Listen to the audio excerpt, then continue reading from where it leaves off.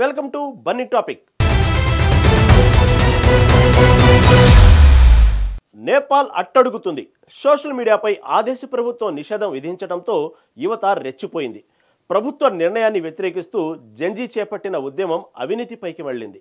దీంతో ఇది హింసాత్మకంగా మారింది. ప్రధాని ఓలీ సహా మంత్రుల రాజీనామాలకు దారితీసింది. పార్లమెంటు, సుప్రీంకోర్టు సహా నేపాల్ ఇళ్లకు ఆందోళనకారులు నిప్పు పెట్టారు. మాజీ ప్రధాని భార్యను సజీవ దహనం చేశారు. అంతేకాకుండా మంత్రులను వీధుల్లో పరిగెత్తించి కొట్టారు. ఇక పరిస్థితులను కంట్రోల్ చేసేందుకు సైన్యం రంగంలోకి దిగింది. నేపాల్లో జెన్జీ ఉద్యమం హింసాత్మకంగా మారడానికి దోహదపడిన కారణాలను ఈ స్టోరీలో చూద్దాం.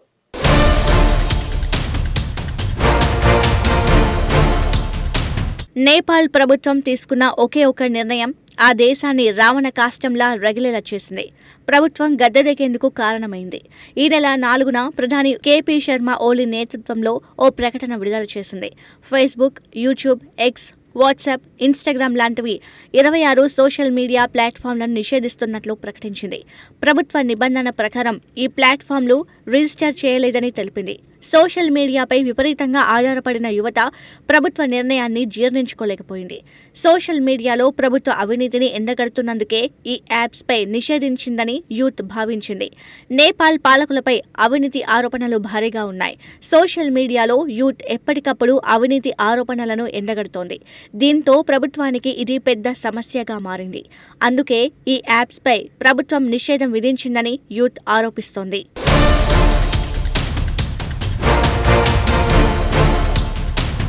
దేశంలో నిరుద్యోగం పెరిగిపోవడంతో లక్షలాది మంది విదేశాల్లో పనిచేసుకుంటూ కుటుంబాలను పోషించుకుంటున్నారు.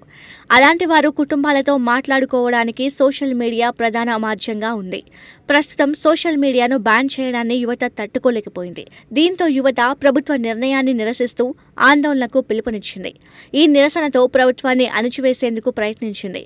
దీంతో ఆందోళన కాస్త హింసాత్మకంగా మారాయి. ఈ నెల 8న కాఠ్మండులో హామీ నేపాల్ అనే స్వచ్ఛంద సంస్థ ప్రభుత్వానికి వ్యతిరేకంగా శాంతియుత ర్యాలీ చేపట్టింది. ఈ ర్యాలీకి యువత పెద్ద ఎత్తున తరలివచ్చింది. మొదట్లో ఈ ర్యాలీ సాఫీగానే సాగింది. అయితే యువతను కంట్రోల్ చేసేందుకు పోలీసులు టియర్ గ్యాస్ ప్రయోగించారు. వాటర్ క్యానల్తో దాడి చేశారు. దీంతో పోలీసుల వాహనాలపై ఆందోళనకారులు రాళ్లు విసిరారు. దీంతో పోలీసులు కాల్పులు జరిపారు. ఇప్పుడు ఈ ఘటనలో 19 మంది చనిపోయారు. వందలాది మంది గాయపడ్డారు. ఇక ఈ ఆందోళన కాస్త మరో టర్న్ తీసుకుంది.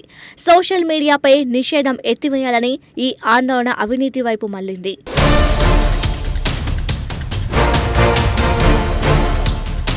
ప్రభుత్వ తీరుపై యువత రెచ్చిపోయింది. పాలకులను శిక్షించాలని, పిల్లలను చంపవద్దనే డిమాండ్ చేస్తూ లక్షలాది మంది వీధుల్లోకి వచ్చారు. దశాబ్దాలుగా పేరుకుపోయిన అవినీతి, నిరుద్యోగం, రాజకీయ నాయకుల లగ్జరీ లైఫ్ లాంటి వాటిని ఎత్తి చూపారు.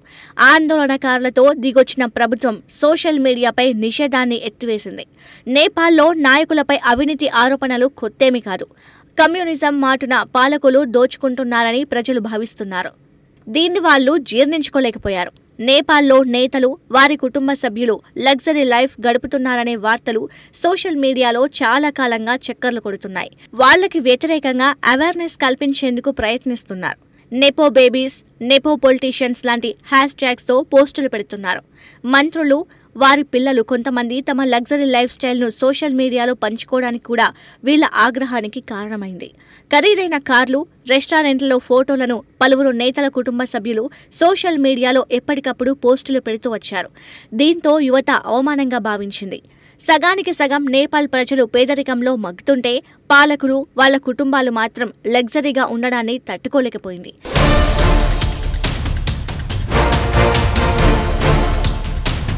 సోషల్ మీడియా నుంచి అవినీతి పైకి మళ్లిన జెన్జీ ఉద్యమం ఈ నెల 9న మరింత ఉగ్రరూపం దాల్చింది.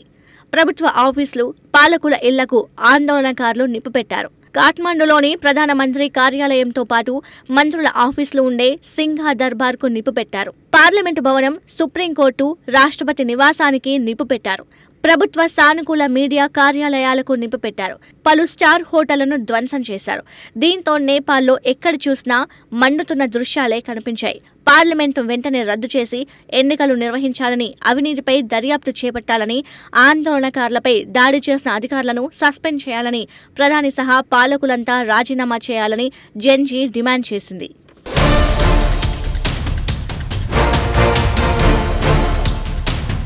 జెన్జీ ఆగ్రహంతో దిగొచ్చిన ప్రధాని ఓలీ పదవికి రాజీనామా చేశారు. దీంతో సైన్యం రంగంలోకి దిగింది. నేపాల్లో శాంతియుత వాతావరణానికి సహకరించాలని కోరింది. సెప్టెంబర్ 9న మధ్యాహ్నం ప్రధాని ఓలీ తన రాజీనామాను రాష్ట్రపతికి సమర్పించారు. దేశంలో అసాధారణ పరిస్థితులను చక్కదిద్దడానికి ఒక రాజకీయ పరిష్కారం కోసం తను రాజీనామా చేస్తున్నట్టు ఆయన ప్రకటించారు. హోం మినిస్టర్ రమేష్ లేఖర్, వ్యవసాయ మంత్రి రామ్నాథ్ అధికారి, ఆరోగ్య మంత్రి ప్రదీప్ రాష్ట్రీయ స్వతంత్ర పార్టీ నుంచి 21 ఎంపీలు రాజీనామా చేశారు. ఓలీ రాజీనామా తర్వాత సైన్యం రంగంలోకి దిగింది. Nepal army chief general Ashok Raj Sigdel ఆందోళనకారులను శాంతించాలని కోరారు. సంప్రదింపుల ద్వారా పరిష్కార కోసం ముందుకు రావాలని సూచించారు. హాట్ మండి, లలిత్పూర్ పలు ప్రాంతాల్లో నిరవధిక కర్ఫ్యూ విధించారు. త్రిభువన్ ఇంటర్నేషనల్ ఎయిర్పోర్ట్ను మూసివేశారు.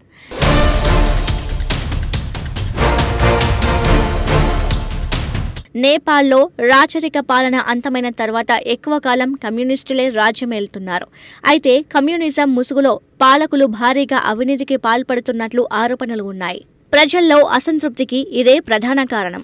నేపాల్లో 2008 నుంచి communist party of Nepal UML, CPN, Maoist centre ప్రధాన రాజకీయ పార్టీలుగా ఉన్నాయి. ఇవే అధికారాన్ని పంచుకుంటూ రాజకీయ శక్తులుగా ఎదిగాయి. అయితే 2 పార్టీలపైన అవినీతి ఆరోపణలు ఉన్నాయి. ఓలీ నేతృత్వంలో సిపిఎన్ యుఎంఎల్ 2024లో నేపాల్ కాంగ్రెస్తో కలిసి ప్రభుత్వాన్ని ఏర్పాటు చేసింది. అయితే ఈ కూటమిలో విభేదాలు ఉన్నాయి. ఓలీ పార్టీ నాయకులు అవినీతిలో కూరుకుపోయారని జెన్జీ భావిస్తోంది. అందుకే ఓలీ సర్కార్ను సాగనంపే వరకు పోరాడింది.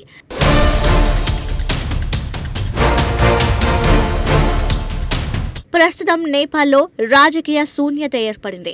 ప్రజాప్రభుత్వం గద్దెదిగింది. జెన్జీ ఉద్యమం నేపాల్లో ఒక కొత్త రాజకీయ శకానికి నాంది పలికింది. ఇది కేవలం ఒక ఆందోళన కాదు, దశాబ్దాల అవినీతి, అసమానతలు, నిరంకుశ పాలనకు వ్యతిరేకంగా యువత చేపట్టిన ఉద్యమం. సోషల్ మీడియా నిషేధం ఈ ఉద్యమానికి ట్రిగ్గర్ మాత్రమే. ఇది అవినీతి రహిత రాజకీయ వ్యవస్థకు దారితీస్తుందా లేక మరింత అస్థిరత వైపు వెళ్తుందా వేచి చూడాల్సిందే.